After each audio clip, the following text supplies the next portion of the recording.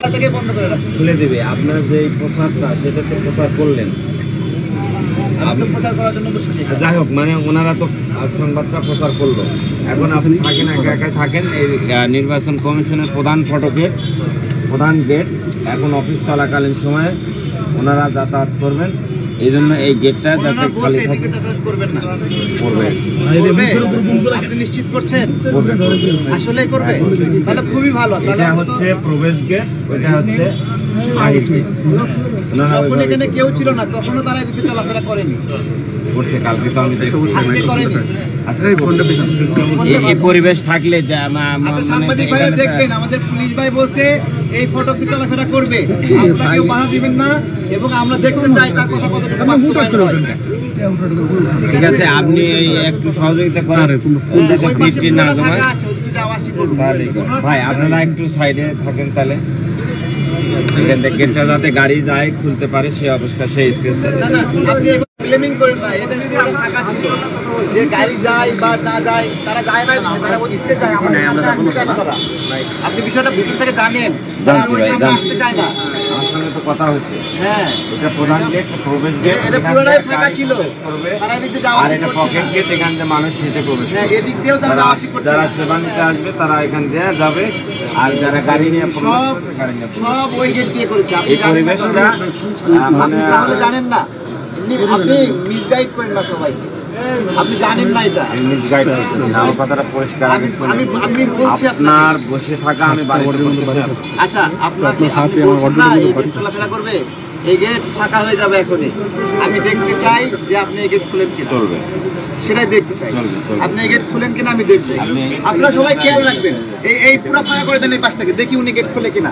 আপনারা দেখেন, সবাই খেয়াল করেন, দেখেন এখনো কিন্তু গেট খুলে নাই, কিন্তু দেখেন আপনারা, দেখেন দেখেন গেট খুলবে নাই। অফিস টাইম শুরু হয়েছে, তারা গেট খুলে নাই। এখানে করছি দেখে তারা ওই গেট দিয়ে চলাফেরা করছে। এই গেটে আমাদের সামনে আর মারুফ ভাই ওই তো তারাই, আমরা সকাল থেকে পুরো ফাঁকা ছিল, এই দিক দিয়ে এখানে বসে আছি দেখে ওরা আমাদের সামনেও আসেনি, ওই দিক দিয়ে সবাই ঢুকছে, আমাদের সামনে আসতে চায় না। হ্যাঁ, আমাদের মুখোমুখি দাঁড়াতে তারা ভয় পায়, তাদের সেই সৎ সাহস নাই যে আমাদের উপর কি জুলুম করছে, কার ফোন কলে আমাদের নিবন্ধন আটকায় দিচ্ছে এটা বলতে পারে না, হিম্মত নাই যে কোন উপদেষ্টা ফোন দিয়েছে, কোন ছাত্র উপদেষ্টা ফোন দিয়েছে। যারা আমরা রাজনৈতিক দল হিসেবে থাকলে তাদের সমস্যা হয়, এগুলো বলতে ভয় পায়, ভয় পেয়ে কোনো আমাদেরকে ফেস করতে চায় না, আমাদের সামনে আসতে চায় না, পিএস দিয়ে নিচে বলে দেয় যে উপরে যেন না আসতে পারি আমরা। আপনি কি জানেন কোন উপদেষ্টা ফোন দিয়েছেন? আমরা জানি না কে ফোন, ওদেরকে বলতে হবে, ওরা কাদের ফোনে এই অন্যায় করতেছে আমাদের উপরে, তাদেরকে বলতে হবে।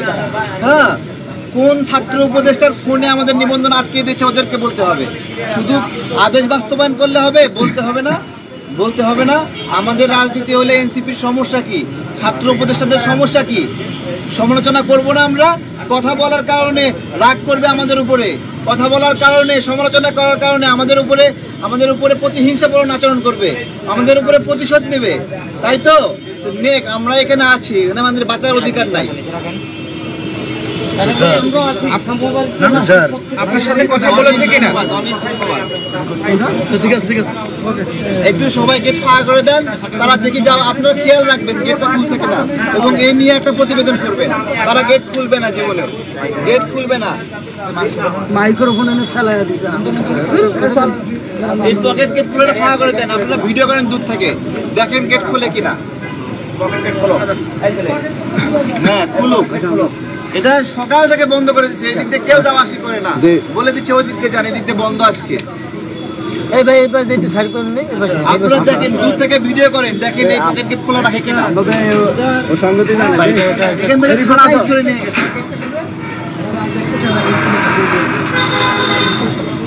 আপনারা একটু দূরে যান, ফাঁকা হয়ে যান। ভাই এই সাইডে একটু ফাঁক করেন। আরে ভাই এই সাইড চাপবেন না, এই সাইডে চাপবেন, এই সাইড চাপবেন। আরে এটা খোলার দরকার কি, ওইটা তো গেট, ওইটা তো খোলা আছে না। এই সাইডে চাপবেন ভাই, এই সাইডটা কালো করেন, রুটটা ফাঁকা করেন।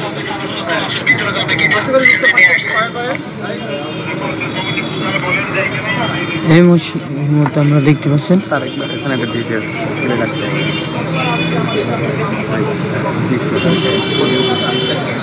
কালকে রাত থেকে তো মানে সারাদিন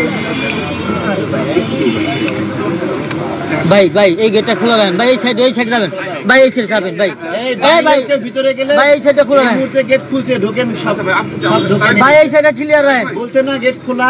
এখন সবাই যারা কাজে আসছেন সবাই এই গেটে ঢোকেন ভাই, এই গেটটা ক্লিয়ার রাখেন, এই পাশে আছেন, এই গেটটা ক্লিয়ার রাখেন ভাই, এই গেটটা ক্লিয়ার রাখেন। আপনি চুপ থাকেন না।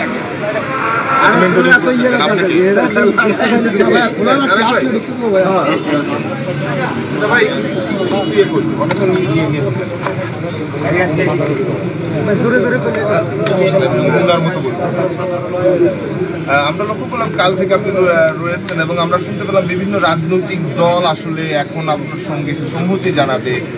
আপনি তো উত্থানের সামনে থেকে নেতৃত্ব দিয়েছেন, এরপরে এসে ডেস্টিনি তারা রাজনৈতিক দল অনুমোদন পেল, আপনি কেন পেলেন না, কি মনে হয়? এটাই তো আপনারা সবাই আমাকে বলতেছেন আমি অভ্যুত্থানের নেতৃত্ব দিছি, কিন্তু ইলেকশন কমিশন তো মানে না আমি অভ্যুত্থানের সন্তান। তারা তো মানে না, তারা তো আমাদের চেনে না, চিনতেছে না। সামনে গেলে তোকে সরিষা ফুল দেখতেছে যে আমি কে, আমি কই থেকে আসছি, ও কোন তারিখ, তোমাকে মনে হয় ইউটিউবে দেখেছি কোথাও। তারা আমাদেরকে চিনতেছে না। তো এইভাবে তাদের অবস্থা। জনগণ চিনতেছে, যাদের চেনার দরকার নির্বাচন কমিশনার ওরা চিনে না।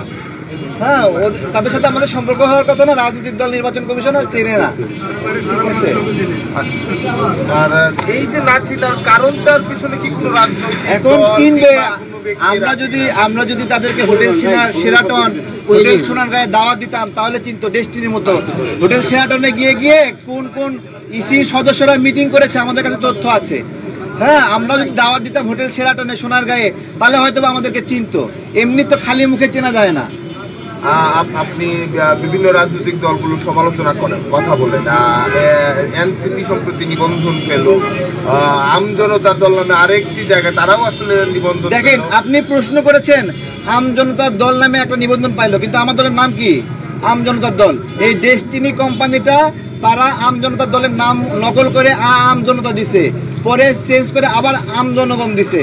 এই করে সারা দেশের মানুষকে আমাদের কাছে কনফিউজ করে এই প্রতারণাটা করতেছে। এবং ওরা 43 লক্ষ গ্রাহকের টাকা আত্মসাৎ কইরা আজকে 12 বছর জেল খাইতে আইসা নিবন্ধনে আবেদন করছে। এই ইলেকশন কমিশনারদের হোটেল শেরাটনে নিয়ে যায় মিটিং করাইছে। মিটিং কইরা এখন খুব প্রিয় হয়ে গেছে, নিবন্ধন দিয়ে দিছে। তাদের মিনিমাম চক্ষু লজ্জা আছে। 43 লক্ষ গ্রাহকের অর্থ আত্মসাৎকারী একটা গোষ্ঠীকে তারা রাজনৈতিক দলের নিবন্ধন দেয়, যারা কোনোদিন রাজনীতিতে সম্পৃক্ত ছিল না। আর আমরা এখানে রাজনীতিতে সম্পৃক্ত। আপনারা সবাই আমাদেরকে চেনেন, এরা আমাদেরকে চেনে না। এখন এরা কি ভাষায় চেনে, কি দিলে চেনে, কিভাবে চেনে, আমরা এখন বোঝার চেষ্টা করতেছি। এনসিপির কোন সম্পৃক্ততা আছে আপনাদের মনে হয় যে না পাওয়ার পেছনে? আমরা জানি না এনসিপি সম্পৃক্ত কিনা, আমরা জানি না। এখন পর্যন্ত কোন কোন রাজনৈতিক দল আপনাদের সঙ্গে সংহতি জানাতে পারে কিংবা ব্যক্তি? জানি না, এখানে অনেক দলের সাথে বন্ধুত্ব আছে। এর মধ্যে রাশিদ খান সে ফোন দিয়েছিল, আসতে চাই, তাকে ধন্যবাদ যায়। এদিকে সাম্যবাদী দলের বড় ভাই আছে, তারপরে দেশ বাঁচাও মানুষ বাঁচাও আন্দোলনের আমাদের রিপন ভাই আসছে এখানে। তারপরে গতকালকে আরো অনেক যুব দলের কিছু ভাই আসছে, ছাত্র দলের ভাইরা আসছিল, বিভিন্ন সংগঠনের ভাইরা আসছে, পেশাজীবী পরিষদের একজন ভাই আসছেন। তো এই আর কি আসছেন, অনেকে বুঝতেছেন। তারেক নাম বললে ওয়ান ম্যানের একটি কথা আলোচনা বলে যে ওয়ান ম্যান আর্মি, কিংবা আপনি নিজেও বলেন আপনারা দলটা গোছাচ্ছেন মাত্র, বিভিন্ন 34টা জেলায় আপনাদের কমিটিগুলা করছেন। আজকে আপনি দলের একটি প্রধানের জায়গায় থেকে একাই আসলে অনুসরণ করছেন যে আপনার দলের নেতা কর্মী যারা আছেন তারা আসলে আসছে না কেন, কিংবা একটা রাজনৈতিক দলের নিবন্ধন পেতে গেলে যে অংশগ্রহণ মানুষ আসলে থাকলে তার প্রতিনিধিত্বমূলক হয়, সেটিও কি কোনো সংকট হয়েছে? আমাদের দলের কোনো মিছিল কখনো দেখেছেন আপনারা? কোনো প্রোগ্রাম দেখেছেন এর আগে? সেই প্রোগ্রামগুলোতে আমরা কি একজন ছিলাম? আমি এখানে একা বসেছি, আমার 10 জন লোক নাই, তাই না? তো আমি তাদের নিয়ে বসতে পারতাম। আমি একা বসছি অনশনে, এখানে আমাদের দলের প্রতিনিধি হয়ে বসছি, যেদিন গণ অভ্যুত্থানের দিনে লাঠি হাতে রামপুরা একা দাঁড়াইছিলাম, তখন তো জিজ্ঞাসা করেননি আপনি একা কেন, তখন তো ভাবা দিয়েছেন যে একাই 100। তাহলে এখন এখানে বসে আছি, এখন একাই 100 মনে হচ্ছে না, এখন একাই 0.5 মনে হচ্ছে। আপনার কি মনে হয় আপনার নিবন্ধন ফিরিয়ে দিবে বা আমরা জানি না কি করবে, আমরা চাই আমাদের প্রতি ন্যায় বিচার করুন।